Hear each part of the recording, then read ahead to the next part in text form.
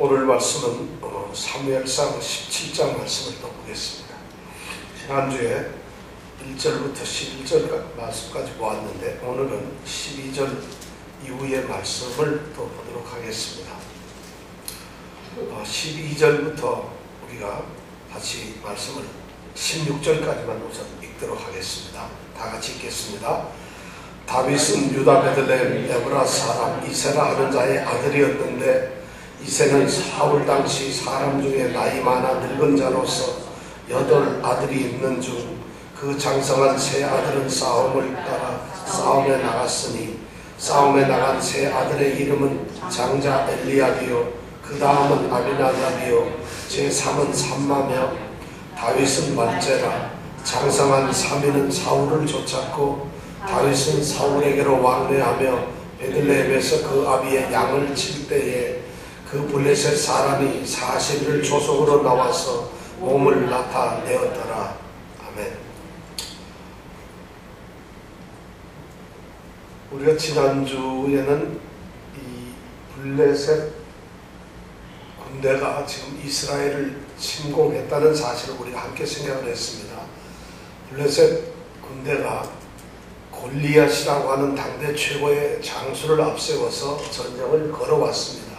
그래서 지금 엘라 골짜기에서 이제 대치를 하고 있는데, 지난주의 시간의 핵심은 전쟁을 하는 것이 아니라 블레셋의 장수 골리앗이 이제 싸움을 도두는 자로서 이스라엘을 향해서 망발과 도발적인 그런 망언을 하는 그런 내용을 저희들이 함께 생각을 했습니다.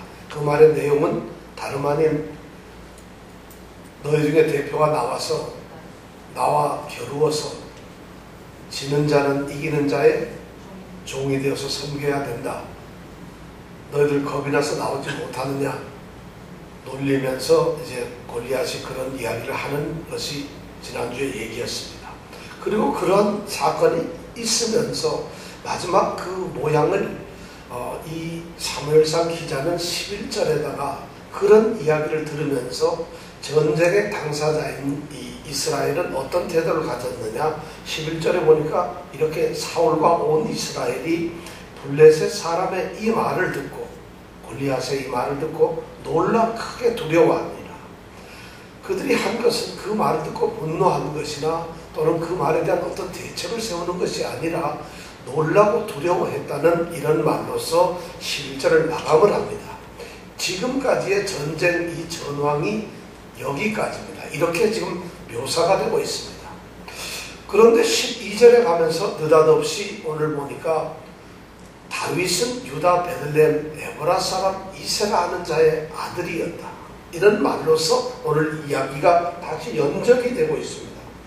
이것은 무슨 말이냐면 이제 다윗이 드디어 이 이야기에서, 전쟁 이야기에서, 아니 이 전쟁에서 드디어 등장을 하고 있다는 것을 성경은 지금 말을 해주고 있습니다. 그러면서 12절부터 16절 오늘 읽은 말씀 가운데 이제 전쟁에 등장하는 다윗을 소개해 줍니다. 이 오늘 읽은 이 말씀이 어떤 성경에는 완전히 빠져 있기도 하고, 이 성경을 사람들은 좀 없어도 되는 이런 말이라고 합니다. 왜냐하면 이미 다윗이 기름 부음을 받을 때 다윗에 대한 소개를 이 저자가 충분하게 다 했기 때문에 다시 이것을 쓸 필요가 없다. 그래서 70인 성경역에 보면 실제 이 부분을 빼놓았습니다. 이 부분은 중복되었기 때문에 말씀이 필요 없다. 성경을 이 문자로 생각하고 어떤 글로서는 문학 작품으로 생각하거나 어떤 스토리 이야기로만 생각하면 분명히 그 말이 합리적인 것 같고 사실 중복되어서 이게 의미 없는 이야기처럼 보입니다만은, 이 저자는 지금 상당히 의도성을 가지고서 이 내용을 다시 한번 기록을 합니다. 지금 이런 전쟁 속에서 사람들, 너희 이스라엘 백성이 선택했던 힘의 왕인, 정말 이스라엘을 다스리고 주변 이방 국가들을 다스릴 수 있는 힘을 가진 왕을 원했었는데 그 사람이 바로 사울이었다. 그런데 그 사울이 왕이 되어서 다스리는 이 이스라엘, 너희가 지금 블레셋이라고 하는 이 나라의 골리앗이라고 하는 그 힘의 또 다른 장수 앞에서 처참하게 지금 꼼짝을 못하고 두려워 떨고 있다 하는 것을 지금 강조를 하고 난 다음에, 그런데 하면서 오늘 이 다윗을 등장시키는 것은 저자가 상당한 의도성을 가지고서 지금 다윗을 소개하고 있어요. 그냥 소개하는 것은 아닙니다. 아무런 이 이스라엘의 상황 속에서 지금 다윗이 등장을 하고 있는 것입니다. 그래서 다윗을 소개하고 있어요. 지금 그 말은 뭐냐면 암묵적으로 이스라엘의 새로운 구원자가 지금 필요하다는 것이에요. 이스라엘을 구원해야 될 이 구원자의 필연성이 지금 대두되고 있는데, 그런 상황 속에서 하나님께서 어떤 일을 하고 계신다는 것을 지금 이렇게 이야기를 하고 있어요. 그래서 다윗이란 사람을 다시 소개하고 있습니다. 다윗의 가족과 그 아비와 함께 지금 소개를 하고 있어요. 이 말은 이제 다윗이란 사람이 무슨 어떤 새로운 역할을 담당하게 될 것이며, 그 역할을 기대하면서 무언가 새로운 지도자로서 어떤 역사를 이루어낼 것이라고 하는 그러한 것을 우리에게 암시하고 있습니다. 그래서 그런 것을 기대하게끔 우리에게 지금 이 말을 기록하고 있어요. 자, 다윗을 소개하는 내용을 우리가 한번 볼까요? 첫 번째 보면은 다윗은 유다 베들레헴 에브라 출신의 사람이라는 것을 이야기합니다. 아비인 이새가 바로 유다 베들레헴 에브라 사람이라고 한다면 다윗은 당연히 그 사람이죠. 이것을 지금 1차적으로 다윗은 유다 베들레헴 에브라 사람이라고 하는 것을 지금 소개를 하고 있어요. 이 말의 의미를 이 당시의 사람들은 아마 잘 몰랐을지 몰라요. 어쩌면 알았어야 되는 건데, 오늘날 우리는 이 말을 하면은 금방 알아듣습니다. 이 말이 무슨 의미인가? 유다 베들레헴 에브라 사람이다. 우선 이 말을 이해하기 위해서는 딱 한마디요. 다윗은 이제 하나님께서 약속을 하신 이스라엘의 구원자다. 이 말을 지금 이 말로서 지금 대신하고 있어요. 왜 그런가 하면은 창세기 49장에 가보면은 8절부터 12절까지의 이 야곱이 죽으면서 12아들에 대한 지금 유언을 하는 장면이 있습니다. 창세기 49장. 거기에 보면은 이 유다에 대해서 예언을 하고 또 축복을 하는데, 거기에서 중요한 것이 유다 지파 중에서 왕이 나올 것이라는 것이, 지도자가 이스라엘을 이끌 구원자가 나올 것이라는 것이고, 그 후손 중에서 메시아가 나올 것이라는 것을 지금 예언을 하고 있어요. 바로 이스라엘 백성들이 만약 하나님의 말씀을 잘 알고, 이스라엘 백성들은 그 당시에 조상들을 통해서, 아버지를 통해서 끊임없이 하나님이 말씀하신 이 성경 말씀에 대해서 들었을 거라는 거예요. 그렇다면은 이 창세기 49장에 나오는 야곱의 이야기를 당연히 들었을 거고, 그래서 이 저자는 의도적으로 다윗은 유다 베들레헴 에브라 사람이라고 하는 것을 지금 강조를 해주고 있습니다. 암시를 하고 있는 것이죠. 그 다음에 또 두 번째 중요한 암시가 나오는데 뭐냐면, 나이가 늙은 이새라는 사람의 마지막 아들이고, 그가 하는 일은 들에서 양을 치고 있는 사람이다. 아비의 양을 치고 있는 사람이라는 것을 소개하고 있습니다. 이 말은 뭐냐면은, 이 말을 할 때, 자, 유다 지파이긴 한데 대단히 대단한 그런 가문의 사람이고, 또 그 사람은 약속에 의해서 예언된 메시아 가문일 것이라는 것을 우리에게 암시하면서, 정작 그 당사자는 어떤 사람인가 하면은 나이가 많이 들은 아버지의 8번째 아들이라는 것이. 그러니까 이미 뭔가 힘이 다 지나고 연약한 그런 모습을 우리에게 던져주고 있어요. 그러면서 그 사람이 하는 일이 뭐냐? 아비의 양을 치는 양치기 소년이라는 얘기예요. 이것을 지금 우리에게 제시를 함으로 인해서 이 보잘것없는 사람, 이 참 가엾고 그냥 주목을 받지 못할, 관심 안 되는 이런 신분의 사람이라는 것을 우리에게 또 암시를 해주고 있어요. 이것은 우리가 예수님을 통해서 알 수가 있죠. 예수님이 나사렛이라고 하는 보잘것없는 출신 아닙니까? 거기다가 목수의 아들이라는 것이죠. 그런데 메시아가 바로 그런 곳에서 그런 위치에서 태어났다는 것을 성경은 이야기를 하고 있는데 바로 지금 다윗에 대해서 그런 것을 얘기해주고 있어요. 그러니까 사람들이 보는 그러한 어떤 배경이나 사람들이 관심을 갖는 출신이나 그런 용모는 결코 중요하지 않다는 것이죠. 그것을 지금 얘기해주고 있어요. 이런 말씀을 읽으면 우리는 위로를 받아야 되고 사실 우리는 감격을 해야 됩니다. 아, 나도 가능성이 있겠구나. 사실 성경에 나타난 위대한 성경의 사람들을 보면은 대단한 사람들이 아무도 없습니다. 실제로 아무도 없어요. 아브라함은 하나님의 선택을 받아서 대단한 사람이 된 것이지 선택되기 전에는 갈대아 우르 지방에서 우상을 섬기는 아버지의 그냥 평범한 아들이었어요. 모세라고 하는 사람, 우리는 엄청나게 대단한 사람으로 생각하지만 그가 하나님의 선택을 받기 전까지는 형편없는 사람이지요.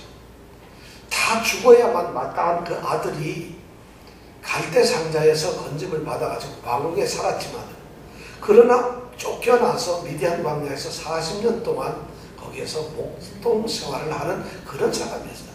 별거 아니에요, 사실은. 요셉이라고 하는 사람은 엄청난 것 같지만 사실은 별거 아니지 않습니까? 신분이 하나님의 부름을 받기 전에는 모든 사람들이 성경에 보면 그래요. 그런데 오늘 다윗도 바로 그런 것을 우리에게 이야기해 주고 있습니다. 여러분 힘내세요. 여러분 죄송합니다. 여러분들은 대단한데 내가 괜히 여러분들을 다윗처럼 형편없는 사람으로 혹시 취급을 하는 건 아닌지 모르겠는데 어떻든 하나님의 사람들은 이렇게 선택을 받았어요. 뭐 신약에 와서도 참 대단한 이 사도들, 제자들 뭐예요? 베드로 뭐 등등 이런 사람들은 갈릴리에서 고기 잡는 뱃놈들 아닙니까? 고기잡이 사람들 아니겠어요? 그런 사람들이잖아요. 그러니까 사실 대단한 사람이 선택을 받은 것은 아닌 것 같다는 생각이에요. 바로 그런 얘기를 지금 여기서 암시해 주고 있어요. 대단한 가문은 틀림없지만 사람은 별 볼 일이 좀 없는 것 같아. 주목받을 만한 사람이 아니다. 그러면서 하나 곁들이는 것이 세 형이 지금 전쟁터에 나가고 있다는 것이에요. 세 형을 슬쩍 끼워 넣음으로 인해서 이 다윗은 전쟁터에도 나가지 못하는 사람이라는 거예요.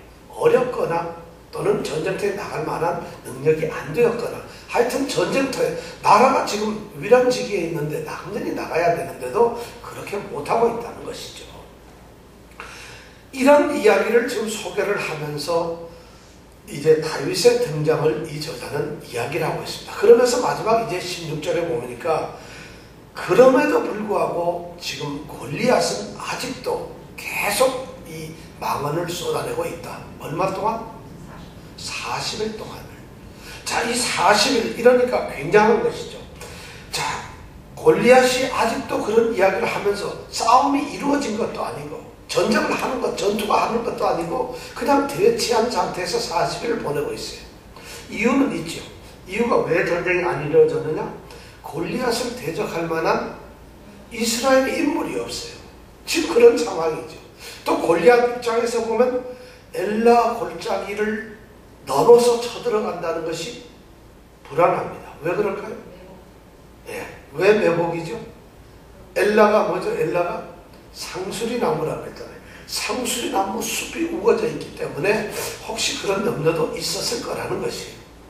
그런데 그런 상황으로 40일이 가고 있었어요. 이 40일이라고 하는 건 성경에 40이라고 하는 숫자는 굉장히 중요하죠. 그죠? 여러분 성경에서 40이라는 숫자 기억나는 거 뭐 있어요? 한번 얘기해 보세요. 예, 예수님이 40일을 금식기도 하셨다. 또 예? 40이라는 숫자, 이 40. 이스라엘이 광야에서 40년을 보냈다. 그렇죠. 그 40이라는 숫자가 굉장히 중요하네요. 그죠? 그러니까 그 외에도 40이라는 숫자가 너무 많습니다. 근데 이 40이라는 숫자가 나올 때 성경에 보면은 뭔가가 일이 일어난다는 것이에요. 여기는 이제 뭔가 이 위기가, 전쟁 이 위기가 끝날 때가 되었다는 것을 암시하고 있는 것이에요. 지금 저자는 굉장한 이 아주 문학적 소양을 가지고서 이 하나님의 뜻을 전하고 있어요. 그러면서도 이제 전쟁이 끝날 때인데 이 41제가 되었다는 얘기는 이제 새로운 지도자가 등장을 할 것이라는 것을 우리에게 은연히 말해주고 있어요. 은연 중에. 자, 그런 사건을 배경에 깔면서 지금 다윗을 등장시키고 있어요. 다윗을 소개하고 있습니다. 자, 다윗이 이렇게 소개되었는데 그 다음 이제 17절부터 들어가게 되면은 다윗이 어떤 사람인가를 우리에게 이야기해주고 있습니다. 자, 17절부터 우리가 30절까지 한번 말씀을 같이 읽어보겠습니다. 17절부터 30절까지를 읽는데 교독으로 이제 오늘 말씀을 읽으면서 계속 설명을 또 드리도록 하겠습니다. 이새가 그 아들 다윗에게 이르되 내 형들을 위하여 이 볶은 곡식 한 에바와 이 떡 10덩이를 가지고 진으로 속히 가서 내 형들에게 주고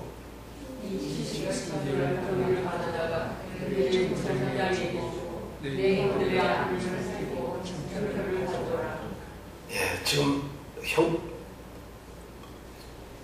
뭐예요? 다윗을 보내죠, 형들에게. 그래서 형들이 어떻게 잘 지내고 있는 걸 보라는 거죠. 때에 사울과 그들과 이스라엘 모든 사람이 엘라 골짜기에서 블레셋 사람과 싸우는 중이더라. 다윗이 아침에 일찍 일어나서 양 짚은 자에게 맡기고 이새의 명한 대로 가져와서 진영에 이르되 마침 군대가 전장에 나와서 싸우려고 고하니 이스라엘과 블레셋 사람이 항원을 벌이고 양군이 서로 대하였더라. 다윗이 짚은 자에게 맡기고 군대로 들어가서 군대에게 문하니 그들과 함께 말할 때에 마침 블레셋 사람의 싸움 도두는 가드 사람 골리앗이라 하는 자가 그 항우에서 나와서 전과 같은 말을 하며 다윗이 들으니라. 이스라엘 모든 사람이 그 사람을 보고 심히 두려워하여 그 앞에서 도망하며 더러는 가로되 너희가 이 올라온 사람을 보았느냐? 참으로 이스라엘을 모욕하러 왔도다. 그를 죽이는 사람은 왕이 많은 제물로 부하게 하고 그 딸을 그에게 주고 그 아비의 집을 이스라엘 중에서 자유하게 하시리라.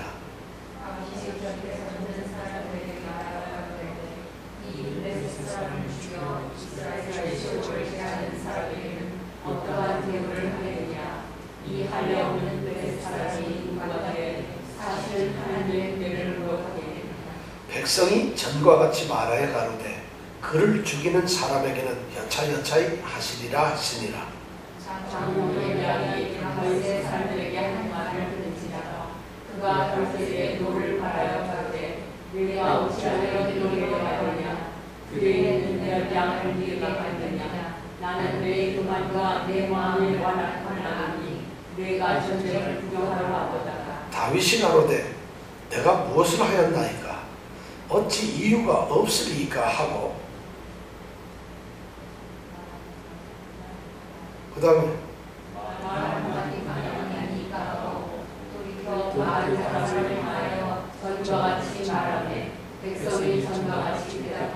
예, 자 이제 다윗이 드디어 등장하는 거예요. 다윗이 전쟁터에 등장합니다. 다윗은 이미 악사로서 사울 왕에게 갔었지만 그거는 개인적인 역할이었어요. 물론 병기를 맡은 자로서 선택이 되긴 했습니다만은 그것조차도 이제 중요한 의미를 갖지는 않았는데 드디어 다윗이 등장하는 자리는 이스라엘이 꼼짝도 못하는 그런 전쟁터입니다. 다윗이 등장하는 모습을 보면 자 이러한 위기의 순간에 아주 시골 촌에서 양을 치던 소년 다윗이 드디어 그런 다윗이 이제 이 전쟁터에 등장을 하는데 등장은 무슨 이 전쟁터에 대단한 용사나 장군이나 이 전쟁에 어떤 대단한 주목을 받는 사람으로서 등장을 하는 것이 아니고 단순하게 전쟁터에 나가 있는 군인에게 심부름을 하는 심부름꾼으로 지금 등장을 하고 있습니다. 이새의 명령이 뭐예요? 이것을 가지고 전쟁터에 있는 세 형들에게 가서 안부를 물어보고 안부를 물은 다음에 이 가지고 간 이 볶은 곡식들 이거 좀 갖다 줘라. 그래서 먹게 해라. 그리고 이 치즈 덩어리는 천부장 상관한테 갖다 줘라. 상관에게 뭘로 주는 거죠? 예의를 하는 거죠. 예의를 갖추는 거죠. 그렇게 갖다 줘라. 지금 이렇게 된 것이에요. 이 당시 군인들은 정기적으로 우리처럼 군대에 모여가지고 군대 이런 징집된 이런 군인들이 아니고 비정규적으로 이렇게 징집이 되거나 이렇게 자원하는 군대이기 때문에 자기네들이 싸우려는 건 음식을 가지고 가야 돼요. 이 당시에는. 그러니까 음식을 이제 가지고 갔겠죠. 이 세 형들이. 그런데 세 형들이 시간이 자꾸 지나가니까 음식이 떨어지게 되면은 후방에 있는 이 사람들이, 가족들이 그 먹을 음식을 이제 공급을 해줘야 돼요. 보급해줘야 되는 거예요. 그것을.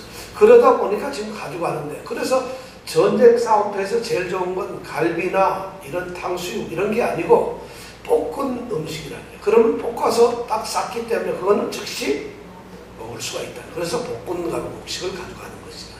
좋은 것을 줄 수도 있음에도 불구하고 전쟁터니까 그래서 가져갑니다.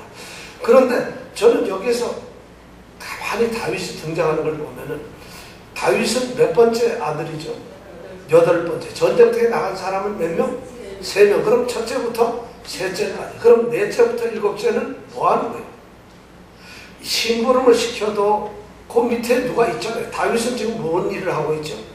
목동에서 양을 지키고 있어요. 그럼 양을 지키게 하고 넷째나 다섯째나 여섯째나 7째 중에 이 사람들은 같이 양을 지켰거나 뭐 아마 노는 것 같은데 이 사람들을 시켰어도 될 텐데 지금 우리의 주인공은 다윗이기 때문에 하나님은 여기서도 다 섭리를 베푸시는 거예요. 그래서 우리 이정근 집사님이 예수를 믿으면서 넷째, 다섯째, 여섯째, 7째 같은 사람이 되지 말고 제발 8째 같은 사람이 되라 이런 얘기예요. 그것을 지금 우리에게 얘기를 해주시는 거예요. 넷째, 다섯째, 여섯째, 7째 같은 사람도 있을 수가 있지요. 그런데 하나님께서 쓰시는 사람이라는 것을 지금 나타내고 있는 거예요. 그래서 그 사람들은 아예 성경에 나오질 않잖아요. 그리고는 8번째 다윗이 등장을 하는 거예요. 그래가지고 다윗이 이제 아버지로부터 그걸 받고 아침 일찍 출발을 합니다. 가가지고 이제 사람들을 보게 되고 하는데 양 치는 것은 누구한테 맡겼다고? 양을 치는 사람들에게 맡겼다. 아마 이세 집안은 부자였던 것 같아요. 그러니까 종들이 있었고 하인들이 양을 치는 사람이 있었던 것 같아요. 그러니까 양을 치는 사람한테 맡기는 것이죠. 누구에게 맡기겠어요? 형들한테 맡기겠어요? 아버지한테 맡기겠어요? 그러니까 아마 하인들에게 맡겼을 것이고, 그리고는 이제 음식을 가지고 출발을 해서 전쟁터에 갔습니다. 전쟁터에 가가지고 보니까 짐을 어떻게? 짐 지키는 자의 손에 맡겼다. 22절에 보면 그렇게 되죠. 짐을 가지고 간 이 짐을 가지고 형들에게 바로 갖다 주는 게 아니라 짐을 지키는 사람에게 줬다는 것이에요. 그러면 짐 지키는 사람은 누구겠어요? 네? 네, 그렇죠. 군대에서 바로 이 병참을 하는 병참부대 사람들이 되고 이게 보급 부대원들이 있었다는 얘기죠. 그러니까 거기에다 음식을 갖다 주면은 그 음식을 이제 갖다가 전달해주고 이런 일을 하겠죠. 그렇게 이제 하고 나서는 일이 끝났으니까 가야 되는 것이죠. 그런데 형들이 무사한 걸 보기 위해서 아마 형들을 만나기 위해서 항우를 짓고 있는 그 대열 속으로 들어가서 이제 형을 찾았겠죠. 그렇게 할 때 드디어 이 다윗이 상대 블레셋에서부터 나오는 이 골리앗이 하는 이야기를 듣게 되었다는 거예요. 드디어 전쟁 상황을 직접 목격을 하는 순간이 이제 23절부터 나오게 됩니다. 자, 가드 사람 골리앗이 나와서 옛날처럼 똑같이 그런 이야기를 하고 있어요. 그 이야기는 우리가 다 알잖아요. 그 얘기를 지금 하고 있어요. 그러니까 그 이야기를 하니까 24절에 보니까 이스라엘 모든 사람들이 똑같이 지금 그 사람을 보고 두려워하면서 도망을 가버려요. 지금 형편없는 이런 광경을 이 다윗이 목격을 하고 있는 것이 전쟁터에서. 그러니까 이 다윗이 사실은 그 전쟁터에는 어쩌면 처음 나간 거죠. 그 당시 나이는 20살이 넘어야 징집이 되는데 20살이 안 됐거나 뭐 안 됐을 가능성이 많죠. 그러니까 이런 전쟁터를 처음 보는 건데 전쟁하면 뭐 싸움을 하고 이기고 이러는 걸로 생각을 했는데 보니까 상대가 나와서 하나님을 모독하고 이스라엘 백성을 모독하는 그런 이야기를 하고 있고 그 이야기를 듣는 이스라엘 백성들은 두려워해서 도망을 가고 있는 이런 광경을 지금 이 소년 양치기가 보고 있는 것이에요. 그런데 그 도망을 가면서 사람들이 떠들어대는 얘기가 뭐예요? 사울 왕이 포상금을 내걸었다는 것이죠. 포상금이 뭐예요 지금?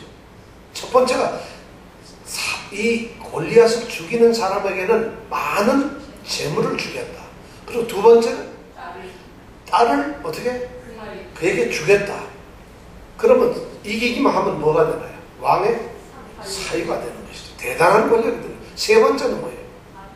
예, 그 아비의 집에 자유를 주겠다. 이건 세금 면세라거나 징집이나 노동 이 부가 이런 것을 앞으로 없이 그 사람은 이제 해방을 시켜주겠다. 이런 이야기입니다. 그런 강제노역도 세금 면제도 안 시키고 그 자기의 딸도 주고 많은 재물도 준다는 것이에요. 실제로 이런 약속을 했고 다윗이 골리앗을 물리쳤을 때 사울 왕이 딸을 주죠. 그죠? 근데 그 딸 미갈이라고 하는 딸을 줬는데 좀 문제가 많죠. 그거는 나중에 우리가 가서 또 배우기로 하고요. 자, 그런데 실제로 이런 포상을 걸어 놓았는데 다윗이 그 얘기를 듣고 나니까 그렇다면 이렇게 좋은 포상을 주는데 왜 다들 도망을 갈까? 여러분들 생각 어떠세요? 이정원 집사님 누가 이렇게 돈도 주고 그 다음에 아이고 딸도 주고 평생 집안을 해방시켜줬다는데 도망을 가요. 싸우지 않고. 우리 돈만 있으면 가야 되잖아. 돈 있는 곳에는 가야 되잖아요. 공짜면 어떻게 뭐도 먹어야죠? 양자물도 먹어야 되는 건 아니겠어요? 그런데 이스라엘 백성들이 도망을 가요. 왜 도망을 갈까요? 감히 그건 받을 생각해도 그건 자기네들이 받을 수 있는 먹을 양식이 아니에요. 왜냐하면 그걸 받아놓고 나갔다가는 어떻게 돼요? 죽는다는 거예요. 왜? 그렇지. 골리앗이 너무 세니까. 이것을 목격한 다윗의 태도가 우리는 관심이 있어요. 사실은 이것이 이스라엘의 현실이에요. 이렇게 지금 전쟁터가 되고 있는데 포상 아무리 걸어도 저는 또 이 포상을 걸면서 웃기는 게 사울이 왕이잖아요. 그럼 사울은 다른 사람들보다 이 기골이 장대하고 인물이 컸기 때문에 그래서 사울이 왕으로 되었는데 그럼 자기가 나가서 싸워야지. 자기는 안 싸우고 뒤에서 엉뚱하게 누굴 보고 나가라고 지금 부채질을 하고 있는 것이에요. 이것도 문제가 많죠. 자, 그런데 이런 상황을 드디어 다윗이 목격을 하고 듣게 되었어요. 그러니까 다윗이 그것을 듣고 나서 다윗의 태도는 두 가지로 나타나요. 26절, 27절에 보면은 그 태도가 나오는데 26절에 보면은 다윗이 하는 얘기가 중요한 말이 들어요. 26절을 우리가 같이 한번 읽어보겠습니다. 시작. 다윗이 곁에 서는 사람들에게 말하여 가로되 하고 첫 번째 말이 뭐냐면 시작. 이 블레셋 사람을 죽여 이스라엘의 치욕을 제하는 사람에게는 어떠한 대우를 하겠느냐. 이것이 첫 번째 말이에요. 지금 이 블레셋 사람을 죽여가지고 이스라엘의 이 치욕을 면하게 해주는 그 사람에게는 어떤 보상이 있느냐. 다윗이 몰라서 이런 말을 할까요? 알아요. 다윗은 몰라서 이런 말을 하는 것이 아니에요. 지금 그 말을 하고 있어요. 자, 그 말을 하고 있고 두 번째는 뭐냐. 그 다음 말을 읽어볼까요? 시작. 이 할례 없는 블레셋 사람이 누구간데 사실은 하나님의 군대를 모욕하겠느냐. 자, 두 가지 질문형으로 질문을 던지면서 다윗이 이런 말을 던지고 있어요. 첫 번째 말과 두 번째 말을. 이 말을 통해서 우리가 알 수 있는 것은 다윗이 지금 분노를 하고 있다는 것이에요. 다윗은 지금 싸움꾼도 아니고 자기는 지금 모르는 거예요. 그런데 다윗이 그 광경을 보는 순간 이 소년이, 양치기 소년이, 지금으로 말하면 한 서너 살 정도 된 소년이 전쟁터를 보면서 깜짝 놀라고 있는 것이에요. 그럼 놀라기만 한 어쩌면은 도망을 먼저 가야 될 사람은 누구예요? 전쟁터 갔다 죽을 뻔했네 하고 얼른 짐 던져놓고 집으로 베들레헴으로 도망을 가야 될 사람이 다윗인데 정작 싸움을 하러 온 하나님의 군대, 하나님의 백성들, 하나님의 성도들은 도망을 가고 있고 정말 형편없는 이 소년이 분노를 하고 있어요. 놀라운 분노를 하고 있어요. 그 다윗이 사실 다윗의 신상명세 우리가 들었잖아요. 그걸 볼 때는 이 사람이 이스라엘의 구원자가 될 만한 그런 어떤 조건이나 형편 처지가 되질 않아요. 아무것도 우리를 발견할 수 없어요. 그런데 바로 이러한 순간에 하나님께서 다윗을 내세우시는 거예요. 참 놀라운 소리예요. 바로 이러한 순간에 하나님께서는 말이죠. 자신의 놀라운 계획을 가지시고 이스라엘 군대가 하나님의 이 원수들로부터 하나님의 이름이나 이스라엘 군대가 이 능멸당하는 현장, 그 현장에 바로 다윗을 보내셨다는 거죠. 지금 하나님께서는 엄청난 일을 좀 하고 계시는 것이에요. 다윗이 어떻게 이렇게 분노를 할 수 있을까요? 여러분, 다윗이 철이 없어서 분노를 하는 거다. 아까 말한 대로 교만하고 완악한 마음 때문에, 그래서 이 사람이 이렇게 분노를 하는 것이다. 뭘 몰라서 겁이 없어서 하는 것이다. 이런 것일까요? 이것이 아니에요. 여기에서 분노는 무엇 때문에 분노하죠? 깨어있는 사람이라는 거죠. 하나님을 알고 있다는 거죠. 여기서 딱 단서가, 이 사람은 다윗은 기름 부음을 받았잖아요. 여호와의 신이 임했었잖아요. 그러니까 다윗은 지금 이스라엘 백성 중에 유일하게 깨어있는 사람이 바로 다윗이라는 거죠. 깨어있기 때문에 지금 이 분노를 가지고 있는 것이에요. 영적으로 깨어있는 다윗이기 때문에 자기가 하나님의 백성, 진정한 이스라엘인이라는 것을 이 다윗만이 지금 알고 있는 것이에요. 아무도 그것을 알지 못하고 있어요. 사울왕과 이스라엘 백성들 모두가 지금 두려움과 공포 때문에 아무것도 어떻게 할 줄 모르고 세상을 보고 좀 두려워하고 있는데, 하나님의 사람인 이 다윗은 나이가 문제가 아니라 이 사람은 깨어있어요. 다윗만이 지금 이것을 알고 있어요. 그러면서 다윗이 분노를 느끼는 게 뭐냐면 이스라엘의 치욕을 제하여야 하겠다는 거죠. 지금 이스라엘이 당하고 있는 이 치욕, 벌거벗은 것 같은 이 망신살스러운 것, 이스라엘이 지금 당하고 있는 이 정말 이루 말해서는 이 모욕적인 이 현장, 이것을 제거해야 되겠다는 분노를 자기 가지고 있습니다. 여러분, 다윗이 그냥 단순한 분노가 아니에요. 단순한 어떤 감정이 아니에요. 어쩌면 하나님과, 어쩌면 하나님의 나라, 하나님의 백성들에 대한, 거기에 대한 하나님의 나라라고 하는 것, 하나님이라고 하는, 하나님이라는 그분, 하나님의 백성이라고 하는 거기에 대한 억누를 수 없는 그런 감정이 있습니다. 이 감정은 사랑이에요, 사실. 굉장한 사랑을 하고, 하나님에 대한 사랑, 하나님에 대한 그 존경, 이스라엘 백성에 대한 그런 자부심, 긍지, 이것 때문에 지금 이 다윗은 분노를 하고 있는 것이에요. 블레셋이라고 하는 이런 사람들에 의해서 행해지고 있는 이 민족적인 치욕, 그 다음에 하나님께 대한 이 신성 모독에 대해서 지금 엄청난 분노를 하고 있다는 것입니다. 결연하게 이건 응징을 해야 되겠다는 그런 마음이 이 소년에게 들어있다는 것이에요. 지금 그래서 이 소년이 담대하게 일어나서 지금 26절에 보면 말을 하죠. 그런데 거기에 보니까 아주 중요한 얘기예요. 이 블레셋 사람을, 그리고 그 다음에 보니까 이 할례 없는 블레셋 사람, 이런 표현을 쓰고 있다는 것입니다. 이 말이 여러분 그냥 우리는 성경을 읽으면 이 블레셋 사람, 이 할례 없는 블레셋 사람, 이것을 쉽게 읽을지 모르시겠는데 그렇지가 않아요. 이스라엘 백성들에게 있어서는 할례라고 하는 것이 너무 의미가 크고 중요한 것이, 이것은 뭐예요? 할례라는 것이 뭐예요? 할례를 받았다는 것은 이스라엘 백성들에게는 우리는 아브라함의 후손이고 아브라함의 자손이라는 것이 대단한 것이 아브라함 자손이라는 거죠. 아브라함의 자손이라는 말, 그 속에는 무슨 말이 들어있는가 하면 하나님의 언약의 백성이다. 하나님의 약속을 하셨다. 왜냐하면 하나님께서 아브라함에게 할례를 받으라 하면서 그때 내리신 약속이 있어요. 언약이 있어요. 그래서 이 이스라엘 백성들은 할례가 바로 하나님의 약속 때문에 받았다는 것이. 그러니까 할례를 받았다, 이스라엘 백성이다 하는 이 말은 하나님의 약속이라는 것을 그들 가슴속에 가지고 있다는 거죠. 그러면서 그들이 아브라함의 자손이라는 생각을 가지고 있어요. 할례를 받는 순간 그들에게는 하나님께 절대적으로 순종하겠다는 하나님에 대한 복종의 의식이 있다는 것이에요. 이 할례라는 말이 나올 때는 그런 거예요. 이것이 그냥 단순한 게 아니에요. 그래서 이 할례를 받음으로 말미암아 이스라엘 백성들과 이방 족속들 간에는 뭐가 생겼다고요? 구별이 생겼다는 거죠. 할례는 바로 다르다는 것이에요.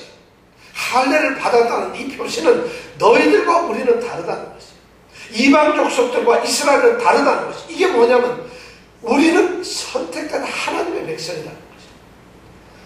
이 말을 다윗이 지금 이 할례 없는 블레셋 사람이라는 이런 말을 쓸 때는 블레셋을 향해서 단순하게 너희는 우리를 쳐들어온 적이다 이렇게 생각을 하지 않고 너는 하나님과 아무런 관계도 없는, 하나님과는 관계없는 그런 이방인이다 이런 이야기를 하고 있어요.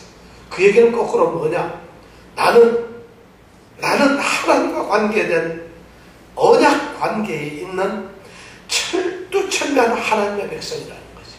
그런 정체성을 지금 이 다윗이 가지고 있어요. 사실 이스라엘 백성의 이 문제는 바로 이 정체성의 문제였다는 것이죠. 오늘날 우리 성도들에게도 가장 중요한 것은 성도들이 내가 성도라는 것을 잊어버려요. 하나님께서 모세를 통해서 이스라엘 백성들을 애굽에서 인도해 내실 때 그렇게 계속적으로 하셨던 말씀들이 뭐냐, 출애굽기에 보면 가장 강조되는 말이 뭐냐면 내가 너희를 이끌어내는데 나는 너희의 하나님이 되고 너희는 나의 나라가 된다는 것이, 너희는 내 백성이고 나는 너희의 하나님이라, 이것을 수없이 강조해요. 왜 그것을 강조하겠어요?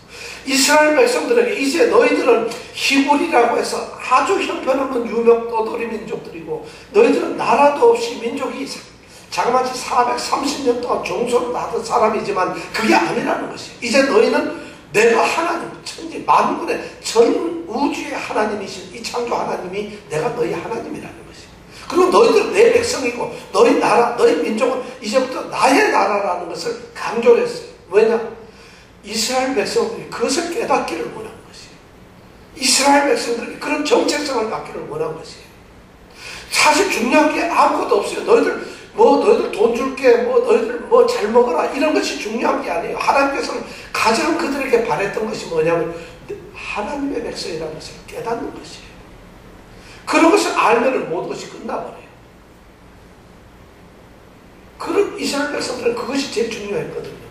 물론 신약에 와서도 성도들에게 가장 중요한 것은 성도들 너희 자신이 바로 하나님의 백성이고 성도라는 것을 기억하고 아는 것이에요. 바울 사도가 성도들에게 편지를 보낼 때 전부 뭐라고 해요? 하나님을 사랑하고 그의 뜻대로 부르심을 입은 자들, 성도로 부르심을 입은 자들이라고 편지 서두에 다 그렇게 얘기를 하고 있어요. 그 얘기를 왜 하고 있어요? 너희들이 다른 사람이 아니라는 것이에요. 그냥 에베소에 있는 교회 다니는 사람들 이렇게 얘기를 하질 않아요. 하나님의 사랑하심을 입고 성도로 부르심을 입은 자들이라고 전부 다 그걸 공개적으로 얘기를 하고 있어요. 그 얘기는 신학 교회에 속한 모든 사랑하는 사람들이 하나님의 성도, 선택된 거룩한 물이라는 것을 알기를 원하는 거죠. 그것이 지금 제일 중요한 거예요. 내가 그리스도와 함께 죽었고 내 안에 그리스도가 사신다. 너희는 왕같은 제사장을 택하신, 너희는 왕같은 족속이요, 택하신 족속이요, 거룩한 나라요, 그게 소유된 백성이다. 이런 얘기를 끊임없이 사도들이 성도들을 향해서 했던 이유가 뭐냐면 그것을 알라는 것이에요. 그것을 느끼고 살라는 것이에요. 오늘날 교회에, 기독교회의 성도들의 가장 큰 문제는 그것을 상실해버렸어요.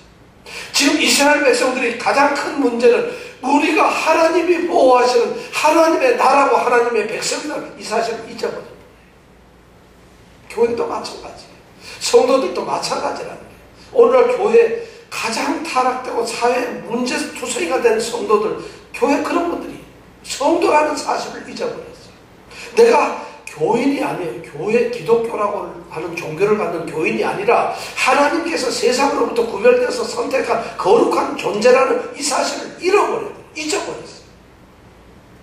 교회가 그런 성도라고 하는 것을 잊어버리고 엉뚱한 것을 기억하고 있어요. 장로는 기억하고 있고 목사는 기억하고 있어요. 권사, 안수입사 이런 것들은 잔뜩 기억해요. 엉뚱한 것을 기억하고 있고 정작 기억해야 될 성도라는 개념을 잊어버리는 거라죠. 그러니까 계급이 되고 엉뚱한 짓을 하고 있는 거죠. 지금 심각한 문제잖아요. 왕이면 뭐 하겠어요? 장수면 뭐 하고. 그들에게 중요한 것은 하나님의 백성이라는 것이에요. 하나님의 백성이라는 것이에요. 교회 성도들이, 오늘날 예수를 믿는 사람들, 하나님의 백성들이 허약해진 이유 중에 하나가 자신을 모르는 것이에요. 심각한 문제예요.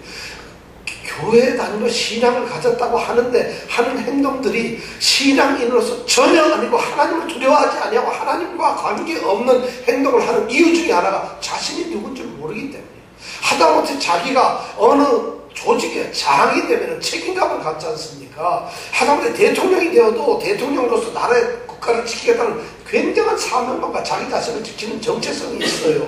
그런데 우리 하나님의 백성, 우리 성도들이 그게 없어져 버렸어요. 그러니까 하나님이 성도들이 주일이며 성도들이 거룩한 하나님의 일에 대해서, 그리고 성도들이 하나님께 받은 그 명령에 대해서, 말씀에 대해서 소홀할 수밖에 없죠. 자신을 모르니까. 그러니까 비겁하게 되고 나약하게 되고 정말 보잘것없는 멸시를 받는 것이죠. 세상으로부터. 지금 이스라엘 백성들이 바로 블레셋이라고 하는 사람들로부터, 골리앗으로부터 손가락 모멸을 받는 이유가 자신을 잃어버렸기 때문에 두더지 같은 똑같은 족속이 되었어요.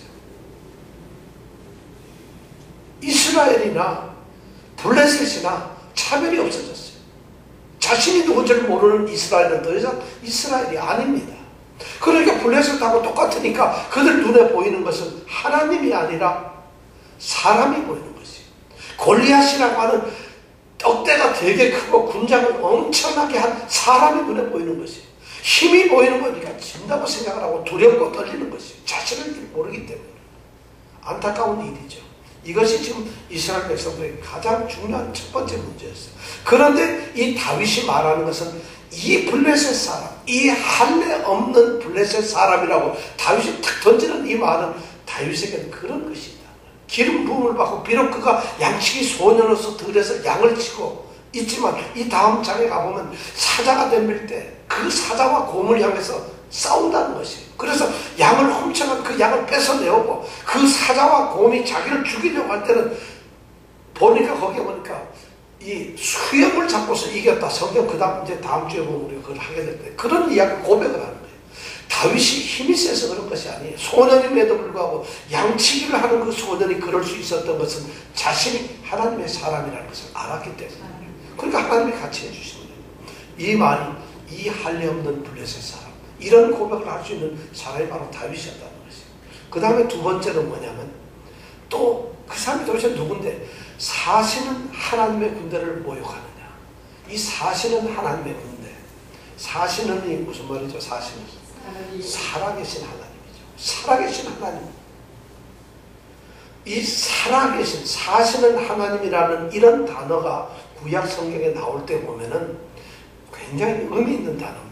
이 사시는 단어, 그냥 보통은 여호와 하나님, 여호와 하나님 이렇게 나오는데 사시는 하나님이라는 말씀이 딱 나올 때 보면 이 말은 이스라엘 백성들이 이방인들에게 아주 곤욕을 당하거나 또는 이스라엘 백성들이 하나님의 능력을 지금 막 체험을 해야 되고 하나님이 함께 하신다는 것을 깨달아야 할 때 그때 쓰여지는 아주 그 직전에 위기의 상황에서 꼭 쓰여질 때 하는 말이 바로 이 사시는 하나님이라는 거예요. 여호수아서 3장에 보면 이스라엘 백성들이 지금 요단강을 건너죠. 제사장들이 법궤를 외고 가는데 그때 이 여호수아가 하는 말이 뭐예요? 제사장들 따르라. 그 다음에 보면 3장 12, 여호수아 3장 10절인가에 보면 사시는 하나님이 가나안 땅의 7 족속 이름을 쭉 대면서 그들을 몰아내시고 우리를 차지하게 하실 것이다. 이 얘기를 해요. 사시는 하나님. 그럴 때 바로 이 사시는 하나님이라는 단어를 쓰고 있어요. 열왕기 하 19장에 보면 히스기야 왕이 지금 아수르 이 사내들의 왕이 쳐들어왔어요. 근데 랍사게라는 장군을 통해서 19장에 보면은 지금 막 모욕을 해요. 그러면서 이스라엘 백성들한테 야 겁쟁이들 싸우자 똑같은 이런 일을 하고 있어요. 그때 이사야 선지자가 얘기를 합니다. 사시는 하나님을 모독하는 자에게 하나님께서 이 소리를 들으셨습니다. 이 얘기를 하고 있어요. 바로 사시는 하나님이라는 걸. 이 다윗은 살아계신 하나님이라고 하는 이 사실을 믿고 있었다는 것이에요. 이런 고백을 할 수가 있어요. 지금 이스라엘 백성들 사울 왕이며 이스라엘 백성들은 하나님이 살았다고 생각을 하지 않고 있다는 것이에요.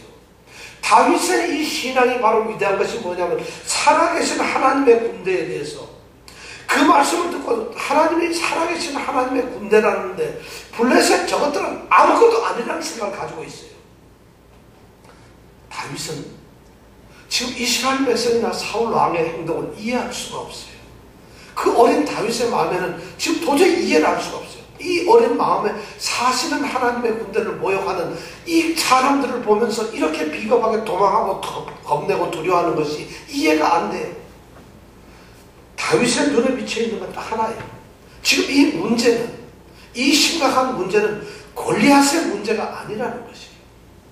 다윗은 지금 그것을 알고 있어요. 그러니까 블레셋 골리앗의 문제가 아니라 지금 겁에 질려있는 이스라엘 그 자체가 더 문제라는 것을 다윗의 신앙으로서 지금 알고 있는 것이에요. 도대체 깜짝 놀라도 도망가는 이스라엘이 어찌 있을 수가 있느냐는 것이에요. 지금 다윗이 그런 말을 하고 그런 생각, 그런 신앙을 가지고 있기 때문에 그런 말을 하고 있는 것이에요. 다윗의 관점에서 보면 말이죠. 이 골리앗이라고 하는 거예요. 지금 다윗은 골리앗의 눈으로 목도했어요. 그가 떠드는 소리도 들었어요. 이스라엘 백성이 도망가는 걸 봤어요. 그러면 당연히 겁을 내야 될 텐데 다윗 속에는 어떻게 이 할례 없는 블레셋 건방진 자식이 하나님의 살아계신 하나님의 군대를 모욕하느냐 이 말을 할 때는 있잖아요. 다윗의 관점으로 봤을 때는 이 사람은 지금 골리앗 저렇게 떠드는 것 저것은 군사적인 문제가 아니라는 거예요. 군사적으로 해결된 문제가 아니라 이건 신앙적으로 해결돼야 될 것이라는 것을 알고 있었어요. 골리앗은 더 이상 군사적인 문제, 힘의 문제가 아니에요. 이건 살아계신 하나님에 대한 문제라는 것이죠. 우리 믿는 사람들에게 신앙이라는 것이 바로 이런 거죠. 하나님의 군대를 함부로 비난하고 비방하고 빈정대고 멸시하는 것, 이것은 살아계신 하나님을 모욕하는 거라면 우리 자신들이 하나님을 알고 있다면 어떻게 해야 되겠어요? 두 번째가 뭐냐면 바로 중요한 얘기예요. 첫 번째는 다윗이 이스라엘 백성이 자신들의 정체성을 알아야 된다면, 두 번째는 자신들이 하나님을 바로 알아야 된다는 거죠. 그 하나님이 어떤 분이라는 걸 몰랐던 거예요.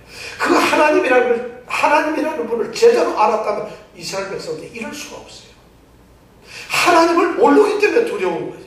하나님을 잘 알지 못했기 때문에, 하나님을 경험하지 못했기 때문에 그들은 지금 두려워하고 있는 거죠.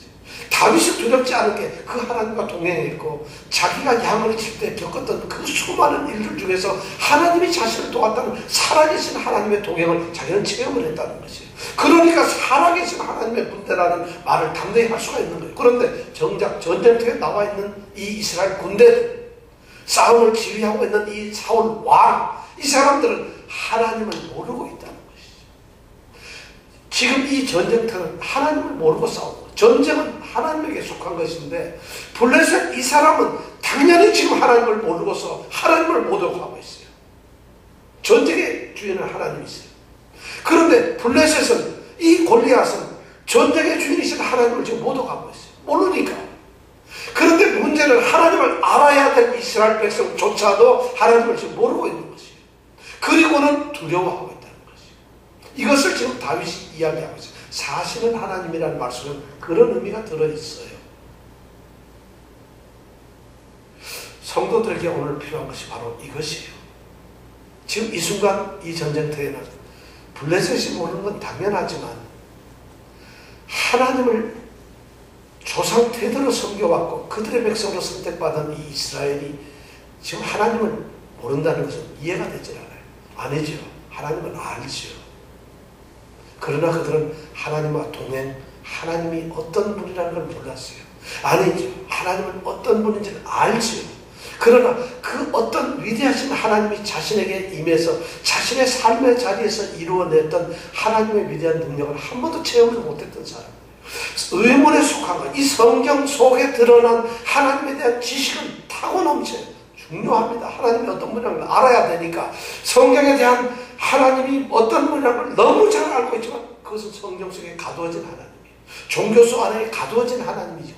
내 삶 속에서 살아서 오늘 이 자리에서 역사하는 하나님 한 번도 모르는 거예요. 사울도 모르고 이스라엘 백성도 몰라요. 그러니까 블레셋이 모독을 시켜도 살아계신 하나님이 절대로 가만히 계시지 않고 우리가 이길 것이라는 그런 것이 없어졌다는 것이죠.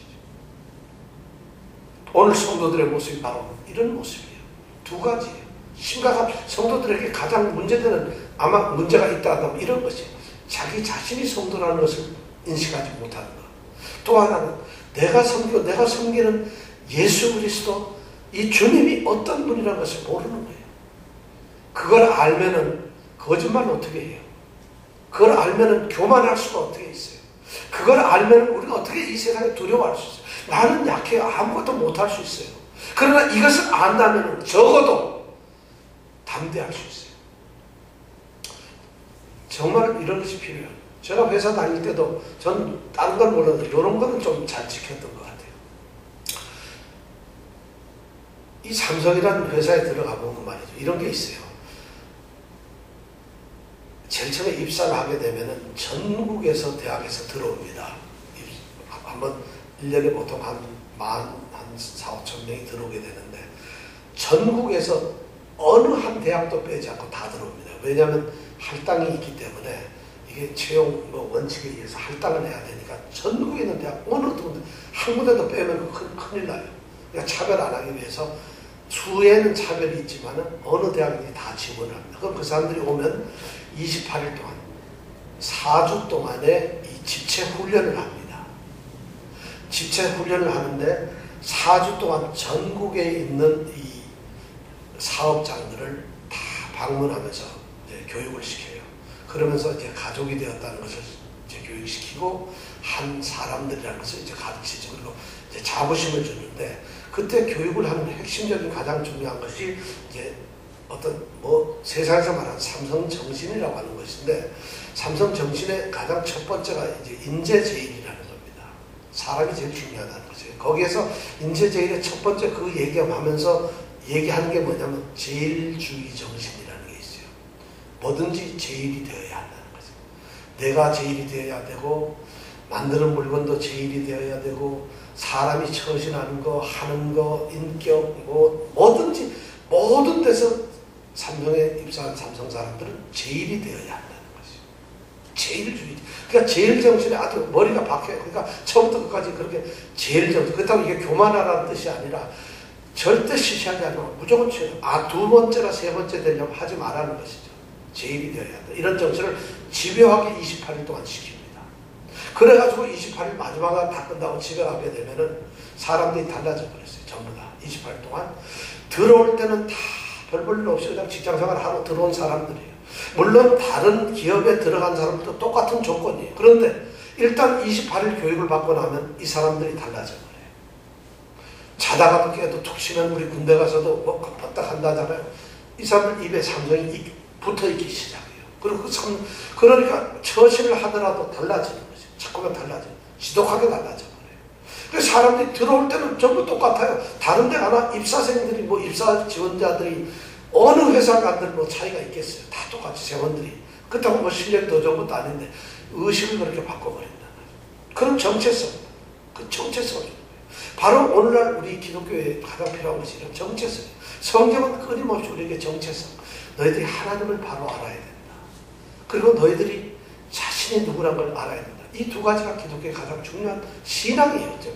그것이 어떤 신앙을 생활하게 가는, 그러니까 말씀을 읽어야 돼요. 말씀을 읽어야만 내가 어떤 존재고 하나님 어떤 분을 아는 거 아니겠어요. 그래서 그렇게 살아가는 것이 바로 신앙의 삶이라는 거죠. 오늘 이 사무엘상 오늘 말씀에서 지금 이야기하고 있는 것이 바로 그것이에요. 골리앗 문제가 군사적인 문제가 아니고 만약 신앙적인 문제라고 한다면 그 해결책은 딱 하나 신앙적으로 찾아야 된다는 것이에요. 그럼 하나님을 의지하는 수밖에 없죠. 전적으로 살아계신 하나님께 가야 되는 것이고 그분을 해야 되는 거죠. 죽은 이방신하고의 싸움에서 질 수가 없잖아요. 지금 오늘 이 다윗의 이야기 중에서 우리가 그런 것을 느끼는 것이에요. 그런데 그 다음 이제 8절서부터 30절까지 보면은 그런 다윗이 지금 그런 말을 하고 하는 것을 이 제일 큰 형 엘리압이 듣습니다.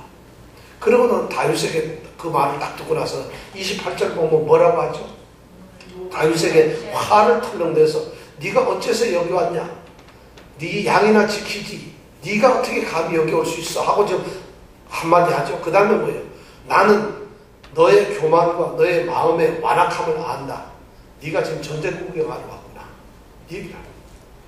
세상 사람들은 우리한테 사실 이런 욕을 해야 돼요. 저것들 되게 잘난 척이에요. 여기서 교만은 뭐예요? 여기서 교만하다는 것은 뭐예요? 목동인 신분인 주제에 네가 집에서 양이나 쳐야 될 주제에 그걸 넘겨 네가 전쟁터에 왔어? 시건방지다 이 말이죠. 교만하다는 얘기예요. 완악이라는 건 뭐예요?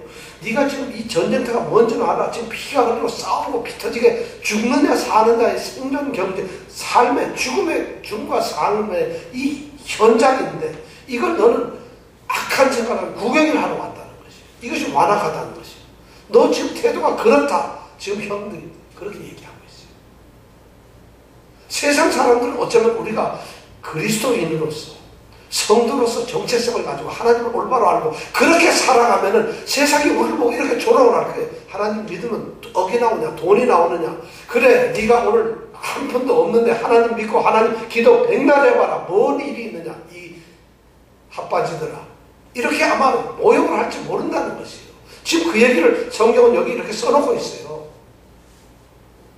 두렵잖아요, 여러분. 실제로 여러분 하나님을 우리가 그리스도인으로서 믿는 성도잖아요.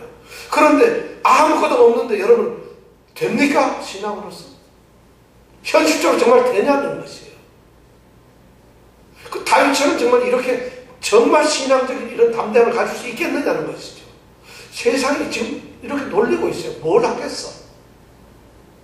다윗이 29절에 대답하는 걸 보세요. 같이 한번 읽어볼까요? 시작.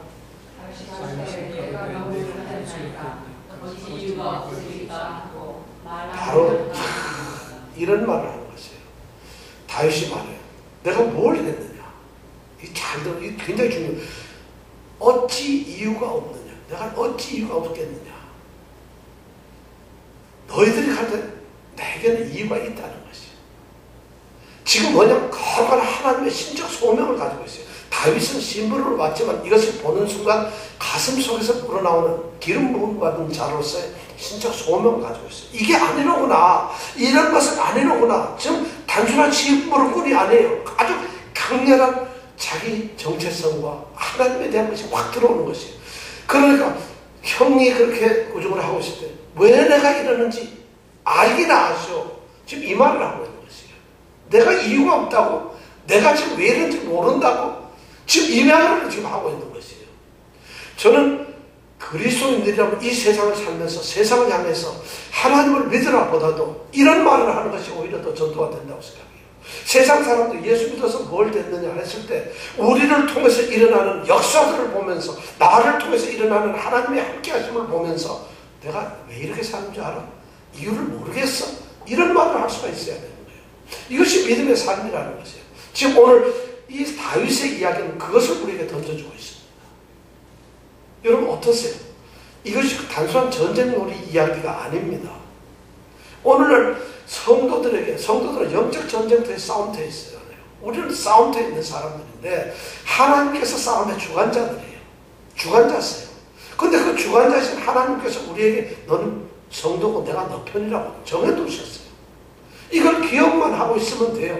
그리고 그걸 믿기만 하고 그대로 싸우면 되는데 성도들이 그것을 잃어버렸다는 거죠. 지금 그것을 오늘 사무엘상 17장에서 우리에게 말씀을 하고 계세요. 여러분 어떻습니까? 여러분들 신앙 우리 한번 다시 이 사무엘상 17장을 통해서 한번 다시 다음 주에도 똑같이 우리가 생각을 하겠습니다만 한번 생각해 보세요. 우리의 신앙의 위치는 도대체 X, Y 좌표 중에서 우리의 신앙의 자리는 어디쯤입니까? 하나님이 과연 나의 살아계시는 하나님인가? 찬송가 부를 때 부르는 하나님 말고 성경 읽을 때 우리가 설교를 들을 때 하는 하나님 말고 실제로 내 삶 속에서 내 삶에서 역사하는 살아계신 하나님, 성경 속의 하나님은 우리에게 지금 당연한 것이에요. 근데 그 하나님이 성경에서부터 내 삶의 현장으로 뛰쳐나오시는 거예요. 하나님은 지금 분주하게 움직이신다고 그랬잖아요. 예수님께서 직접적으로 계획을 가지고 목적을 가지고 사마리아 여인을 찾아갔다고 했잖아요. 그럼 하나님께서 직접적으로 우리 삶에 찾아오시는 거예요. 왜냐하면 하나님의 백성이니까, 자녀니까. 그렇다면 내게서 주님의 역사가 나타나는 것이 맞아요. 지금 그런 찬스를 하나님께서는 어쩌면 블레셋 골리앗을 통해서 내가 너하고 같이 있는 거 한번 내가 보여줄게 하고 지금 기회를 주는데 정작 이스라엘 백성들은 어떻게? 하나님 제발 기회 좀 보여주지 마세요. 골치 아픕니다. 나 죽겠어요. 이러고 있는 거예요. 근데 다윗은 뭐예요? 드디어 왔다는 것이죠. 두려울 게 없잖아요. 나 두려움 없네. 나 두려움 없네. 이건 찬양이 아니라 우리 삶의 신앙의 고백입니다. 이것을 지금 오늘 성경 말씀이 우리에게 해주고 있습니다. 사랑하는 성도 여러분, 우리 예수님교회 성도들은 오늘 21세기 뉴욕에 살면서 이런 신앙을 갖기를 원합니다. 정말이에요. 이런 참 여러분 이것이 성경에 나와 있기 때문에 악은 스토리고 현실로 돌아가면 다르다. 사울 왕과 이스라엘 백성들이 아마 그렇게 생각을 했을지 모르겠어요. 근데 그게 아니라는 것을 다윗은 알고 있었어요. 대전제는 자신을 알아야 되는 것과 하나님을 알아야 된다는 것이에요. 이것이 있을 때 이것이 가능하다는 것이에요. 근데 우리는 그게 없이 나 하나님 믿는데 했다가 여러분 그냥 창피당하고 망신당합니다. 왜냐하면 하나님 안 믿는 사람이 나 하나님 믿었으니까 하나님과 관계없으니까 망신당하죠.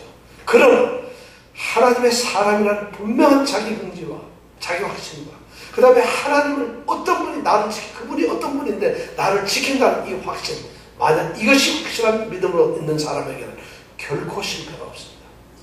사랑한다 곧 그 뜻대로 부르심을 받은 자들에게는 모든 것이 합력하여 선을 이루기 때문입니다.